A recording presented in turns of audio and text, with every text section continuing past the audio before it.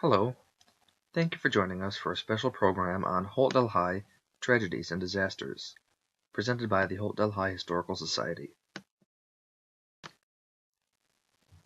On Saturday, May 26, 1945, Wilfred E. Hunt's plane plummeted to the ground after an apparently normal takeoff in Holt. Mr. Hunt and his passenger, George Phelps, were both killed in the accident. Mr. Hunt was 22 years old. He and his father were partners in the Holt Products Company. Mr. Phelps was 16 years old.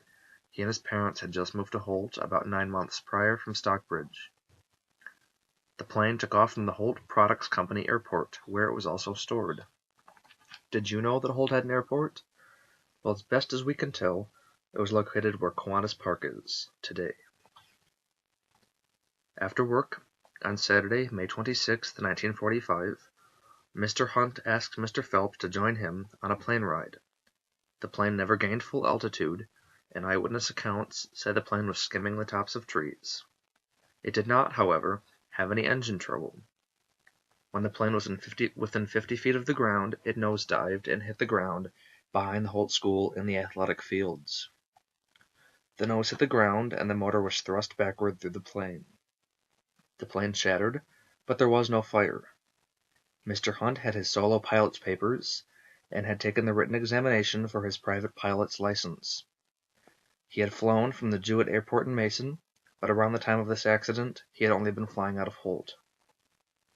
Wilfred Hunt graduated from Holt High School in 1940 and joined the military. George Phelps was a sophomore at the Holt School and would have graduated about 1948.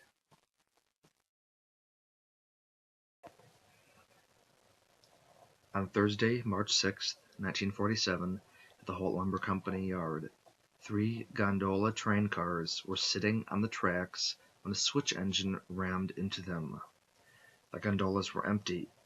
They were thrust off the end of a spur and traveled 75 feet off the tracks. The front car struck a large tree located 20 feet from the front of Fred Welch's home. It then continued moving halfway through the house. The home was shifted 14 feet off its foundation, and the rear portion of the home was destroyed.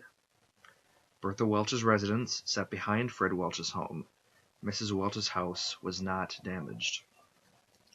Mr. Welch was struck in the face by a dresser, which was thrust across the room upon impact. The 3 Welch children had only minor bruises: Jacqueline, Fred Jr., and Dawn. Neighbor Mr. Lynn Doolittle heard the commotion and rushed next door. He and the others on the scene helped the Welch family out of their home. Mr. Welch was bloodied and dazed, and he was taken to the hospital in Lansing. Mrs. Welch was not home at the time of the incident, and according to the family, she likely would not have survived had she been home.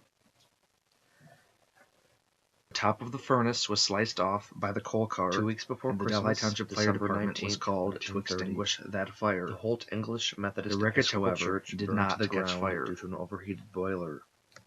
The church building was built in 1876, after the German ME Church ceased permission with the English ME Church to use their facilities. It stood approximately where Sweet Sensation stands today, and was a landmark in the area, known for its beautiful steeple bell and large cabinet organ. After the fire in 1930, the English congregation joined the German congregation. At Easter 1931, the 2 churches officially merged under the leadership of Reverend Emil Runkle.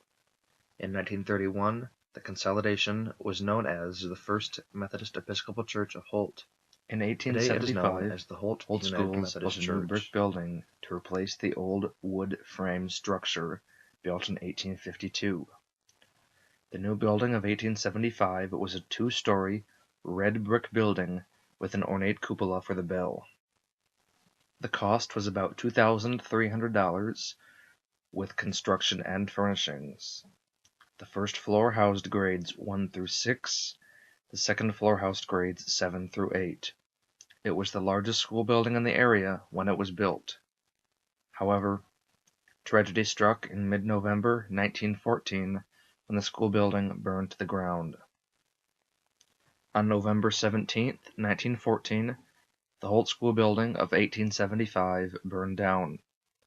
This occurred in the middle of the school year, Therefore, the classes were displaced. 4th through 10th grades were placed in the town hall, the other grades in the basement of the English Methodist Episcopal Church. These remained the temporary quarters for the rest of the school year. On December 19, 1914, the Holt School District Board of Education gathered at a meeting to determine how to handle the situation. School board members were J. J. Manns, H. E. Gunn, J. D. Thorburn, George Wilcox, and C. V. Keller. The 5 board members voted to approve the loan of $8,000 to build a new school. This was put to a community vote and passed by a 54-12 majority. A new school would be built. The new building was built on the site of the old building in 1915. The original building consisted of 3 classrooms with miscellaneous space in the basement. The interurban It opened ran through for the Holt 1915-1916 school year. Over the years, the building underwent kind of many like a renovations, with Holt was on the additions line in from Lansing to 1920, Jackson. 1923, The tracks ran along 1926, Cedar Street, behind the 1935, Hitchens and building. 1963. The path can still be followed. In 1982, There were most power of the lines building in the was path now. demolished, making way for Hope Middle School. Unfortunately, the interurban caused many accidents over the years. Here are 2 of them. On June 25, 1911, Mr. and Mrs. William Lott and Reverend and Mrs. Matthew Betts were killed when their carriage was struck by an interurban car. The Lotts had 5 children, and the Betts had a daughter who survived the accident. September 25, 1911. Mr. John C. Gunn was killed when the interurban struck him. He was standing on the tracks, and the motorman driving the car made several attempts to draw his attention by blowing the crossing signal and applying the emergency brake.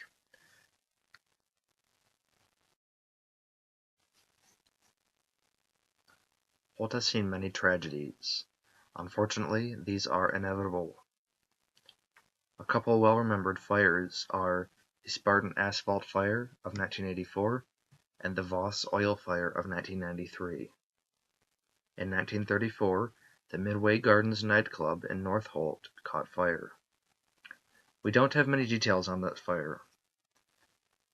If you have information on any of these tragedies, or a tragedy not mentioned in this presentation, that you'd like to share, please comment or send us an email. We'd love to hear from you. For more information on the Holt-Delhi Historical Society, check us out on Facebook at Holt, Michigan, A Slice of History, or send us an email at holtdelhihistory@gmail.com, or check out our new website, holtdelhihistoricalsociety.webs.com. We'll answer your questions both on Facebook or email. If you'd like to make a donation, please let us know. We accept both digital copies and original copies of photos and documents. Plus, we're always looking for artifacts. If you have something you'd like to contribute, please let us know. We hope you've enjoyed this presentation on Holt-Delhi Tragedies and Disasters. Please check out our Facebook page and our website for updates on future tours, events, and presentations, both online and in person. Thank you.